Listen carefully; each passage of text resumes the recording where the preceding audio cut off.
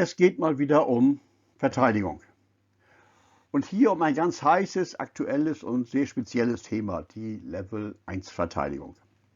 Also die Idee mit einer riesigen Anzahl von billigen Level 1 Truppen, Englisch Tier, daher Tier 1, eine Abwehr aufzubauen, die nur schwer zu besiegen ist. Geht das überhaupt? Und wenn ja, was braucht man dafür? Was ist zu beachten? Was kostet der Spaß? Was bringt das überhaupt?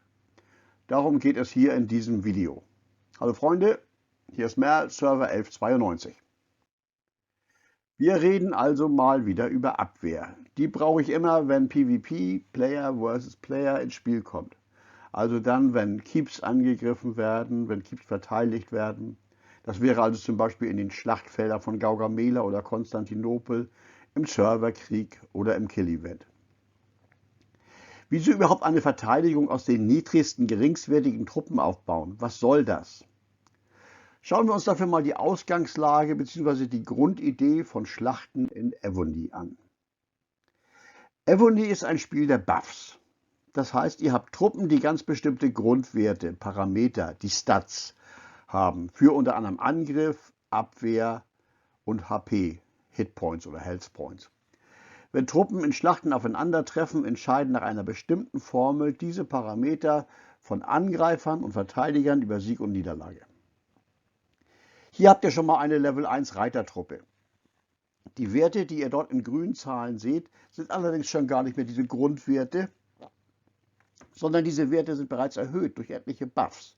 Ich nenne sie mal Grundbuffs, da sie schon da sind, ohne dass ich die einzelnen Truppen irgendwie gesondert behandelt habe. Hier seht ihr einmal die eigentlichen Grundwerte für Level 1 Reiter. Viel niedriger. Wo kommen nun eigentlich diese Grundbuffs her?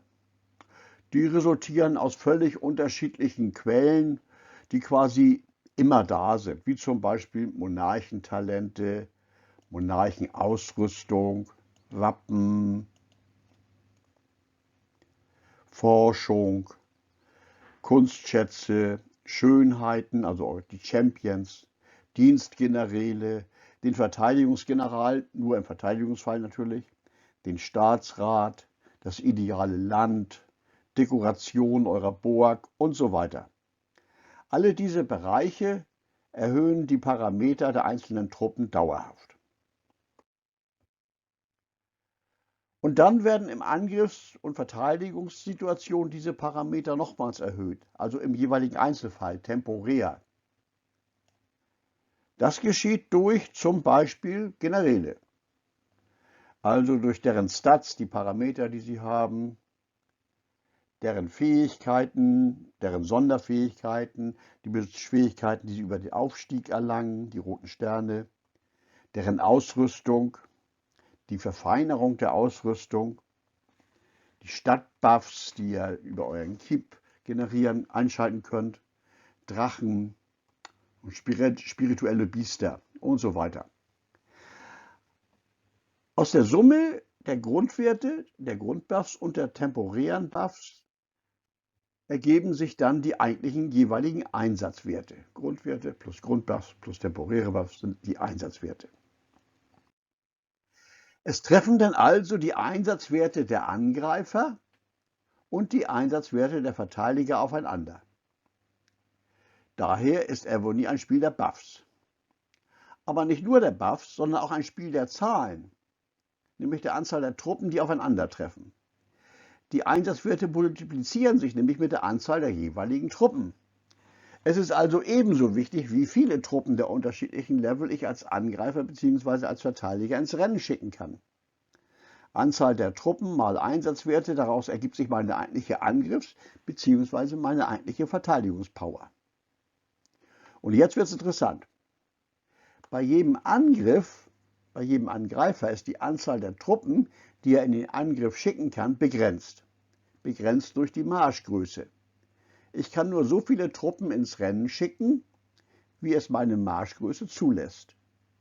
Die Marschgröße kann ich zwar auch erhöhen, aber nur sehr begrenzt und durchaus schwierig bzw. aufwendig und teuer. Wenn ich in meinem Angriff mehr Power reinbringen möchte, gelingt das also im Wesentlichen nur über höhere Truppenlevel und zusätzliche Buffs. Ganz anders der Verteidiger. wenn er in seinem Keep seiner Burg ist und diese verteidigt. Bei der Keep-Verteidigung wirken alle Truppen mit, die zum Angriffszeitpunkt im Keep sind. Es gibt keinerlei Marktgrößenbegrenzung. Egal wie viele Truppen im Keep sind, alle verteidigen mit. Somit kann der Verteidiger seine Power quasi unbegrenzt auch über die Truppenanzahl erhöhen. Und jetzt wird spannend.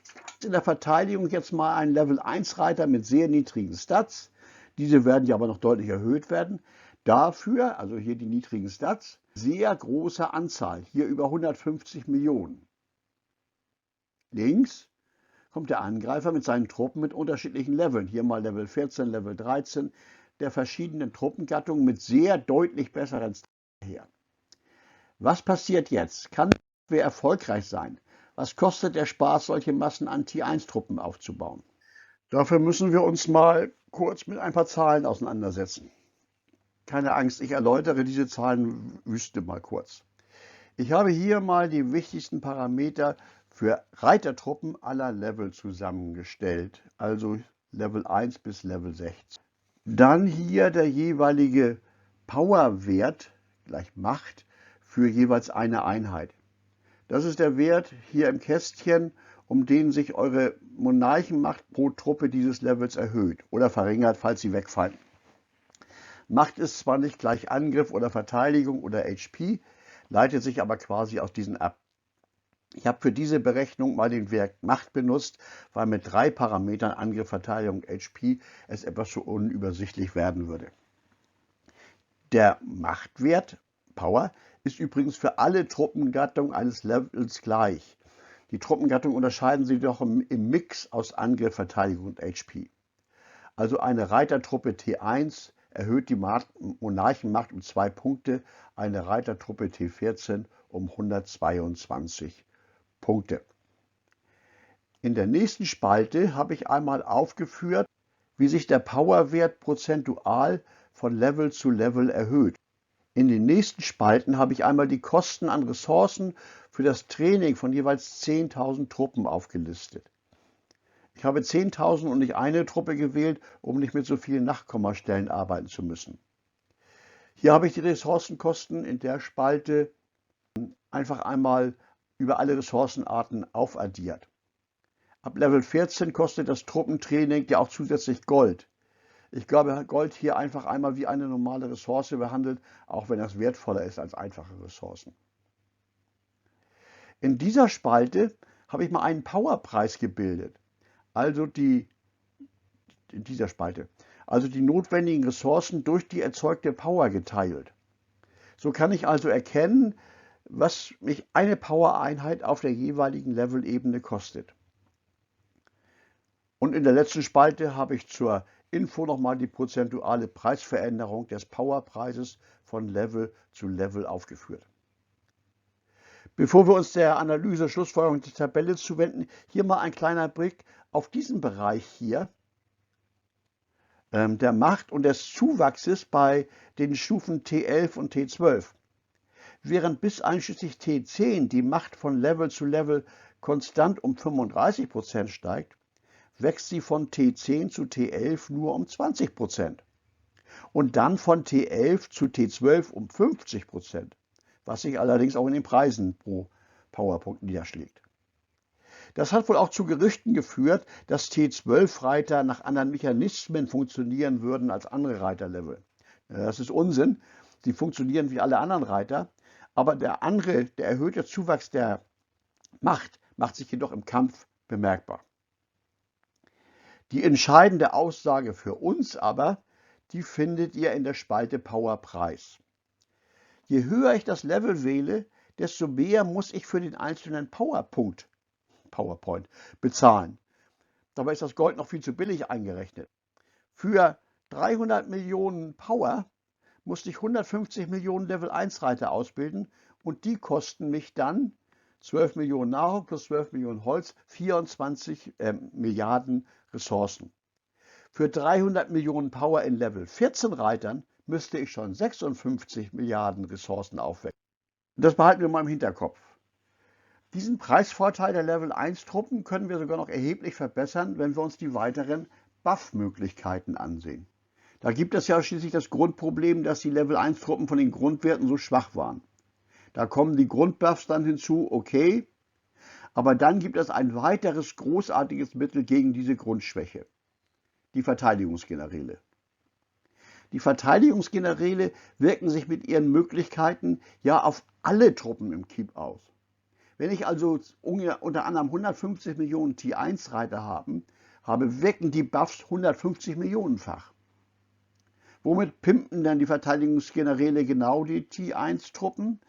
Das sind zum Beispiel ihre Fähigkeiten, ihre Fähigkeitsbücher, ihre Sonderfähigkeiten, ihre Stats, also die Parameter, aber hier nur der Hauptgeneral, die wirken nicht vom Stellvertreter. Und vor allen Dingen von der Ausrüstung. Auch hier nur der Hauptgeneral. Das ist die Ausrüstung vom Hauptgeneral. Welches ist denn dafür die beste Ausrüstung für den Hauptverteidigungsgeneral, wenn die so wichtig ist? Am besten, nach meiner Einschätzung, volle Archimeniden-Ausrüstung.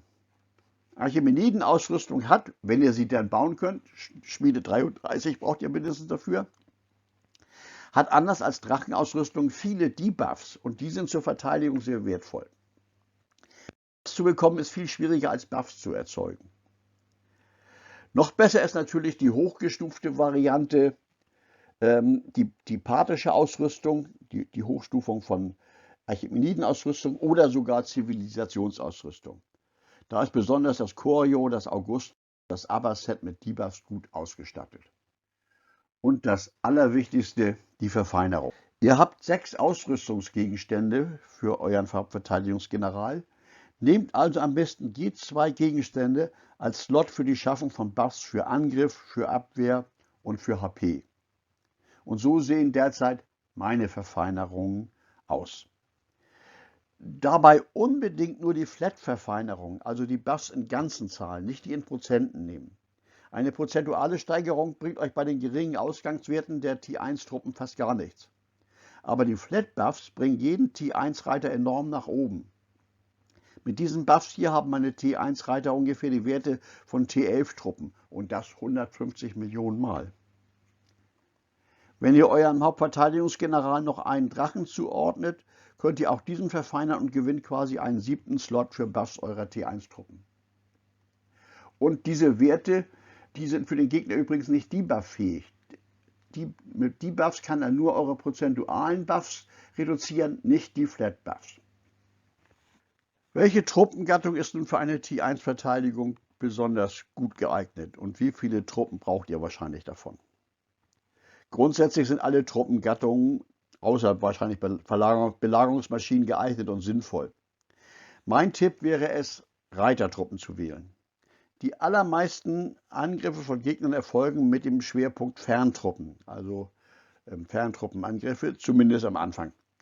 Ferntruppen greifen immer zuerst Reitertruppen an. Und da sollen sie ja quasi von eurer riesigen Anzahl an T1-Reitern abgelenkt und aufgehalten werden. Die Ferntruppen werden keine anderen Truppen angreifen, solange sie noch Reiter anzugreifen haben.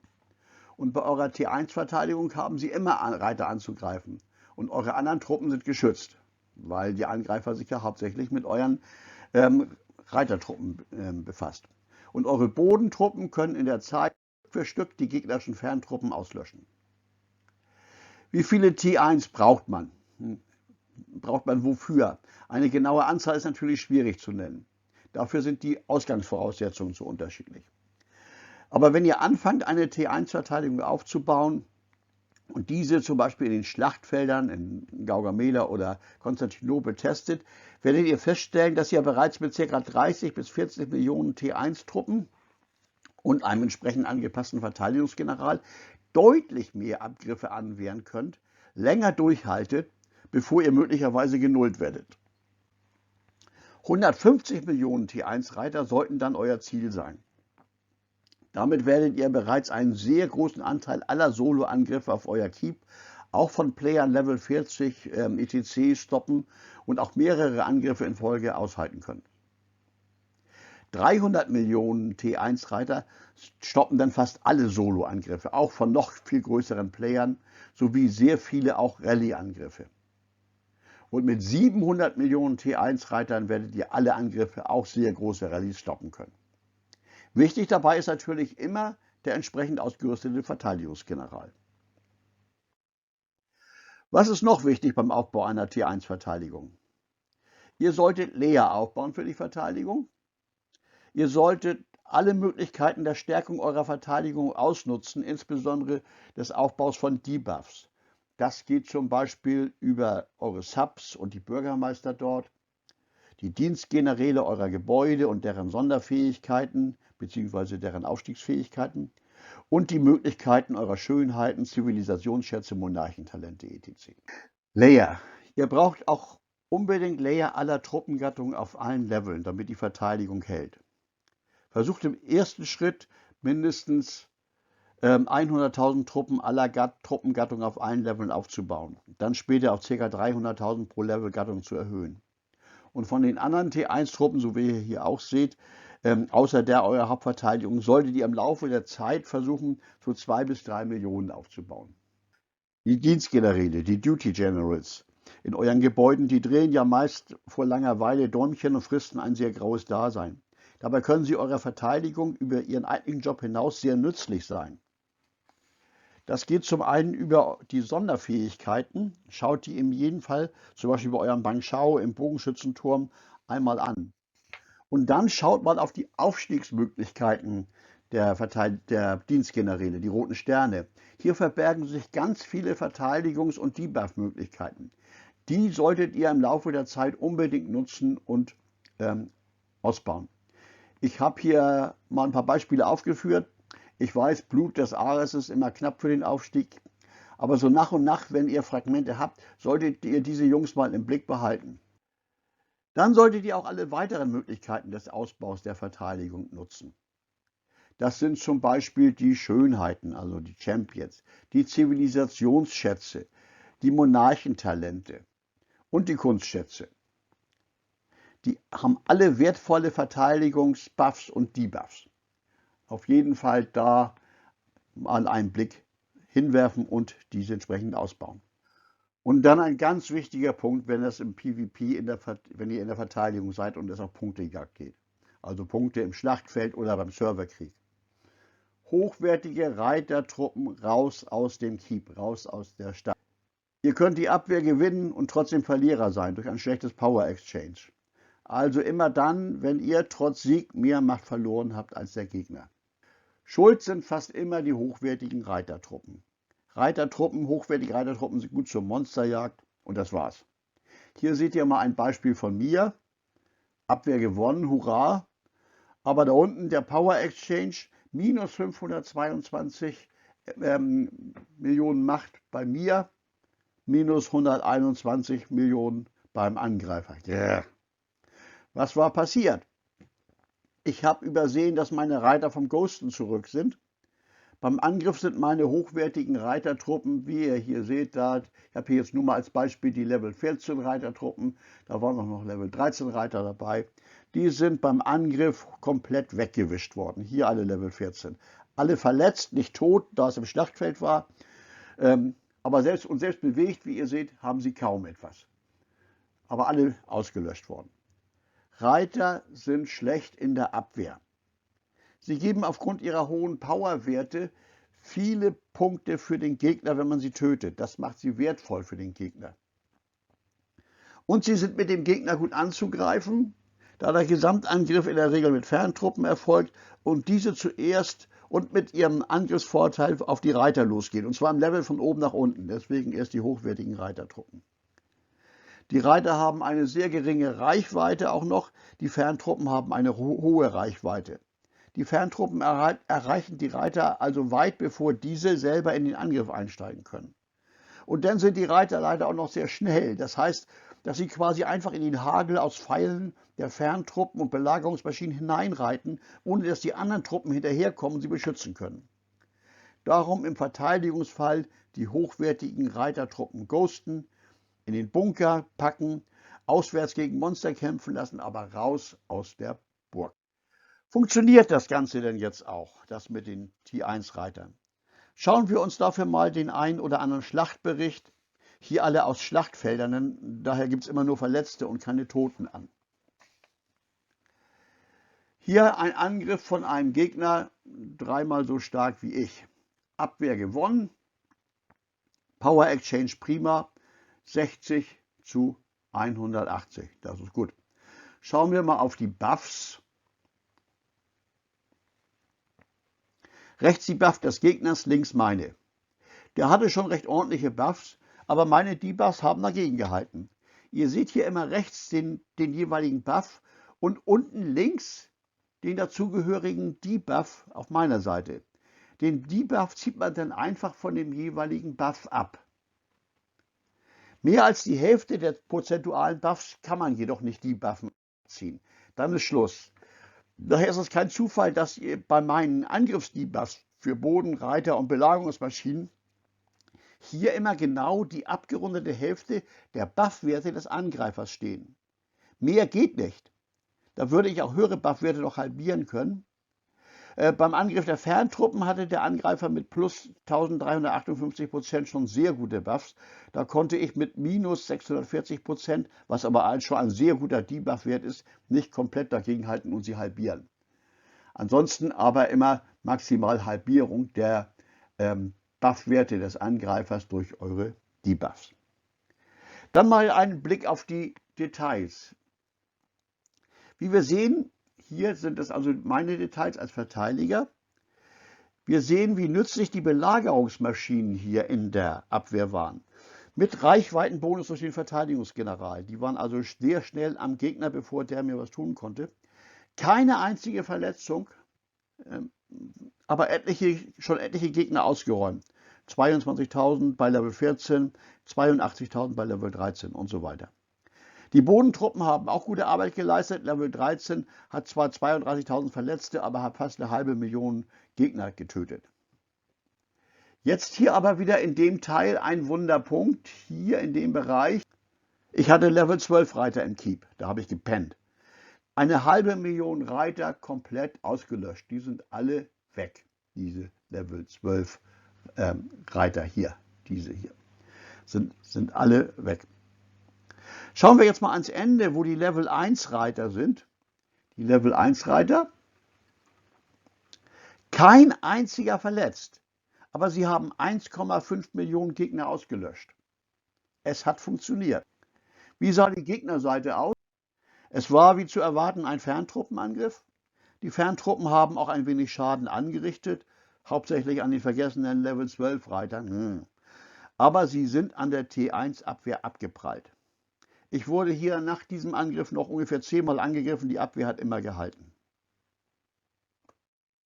Hier nochmal ein letzter Schlachtbericht, wo muss man aber aufpassen. Sieht soweit okay aus. Stärkerer Angreifer, Abwehr gewonnen, obwohl ich hier schon etwas angeschlagen war später im Schlachtfeld. Nicht mehr ganz meine meine Power gehabt, aber Power Exchange war auch okay mit hier 133 zu beim Gegner 255, die er verloren hat. Ein Blick mal wieder auf die Details. Hier wieder Reiter unzureichend geghostet. Die waren wieder im Keep hier.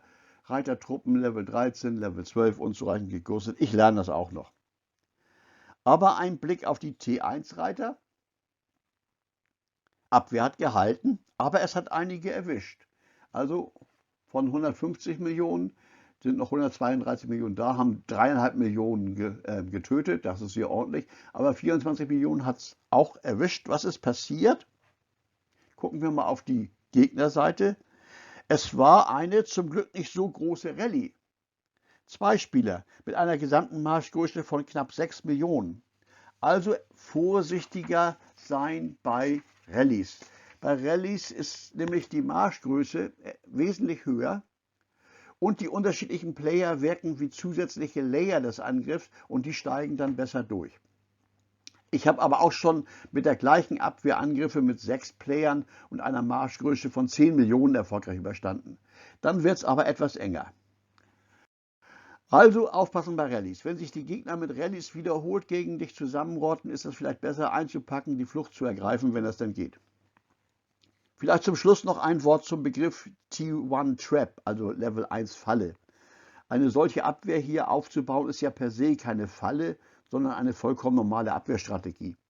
Zur Falle wird es höchstens dadurch, dass ein Angreifer zu bequem oder vergesslich oder fahrlässig ist, sein Ziel vorher zu scouten. Oder falls er scoutet, zu nachlässig ist, den Scouting-Bericht bis zum Ende anzuschauen. Denn andernfalls weiß er ja, was auf ihm zukommt. Die Falle entsteht nur dadurch, dass ein Angreifer als einziges Entscheidungskriterium für seinen Angriff die Macht, die Power des Ziels annimmt. Und dann fällt er hier auf die Nase. Die T1-Truppen generieren nur relativ wenig Macht für den Keep, sind aber in der Abwehr, wie wir gesehen haben, viel mächtiger, als man erwarten würde. Aber ansonsten kann man festhalten, T1-Abwehrstrategien, wenn sie richtig aufgebaut sind, funktionieren sehr gut. Man kann natürlich mit diesen T1-Truppen keine Angriffe fahren, dafür braucht es eine besondere Strategie. Dazu später mehr. Ja, das war's denn. Viel Spaß mit und auch ohne Evony wünscht euch Merl.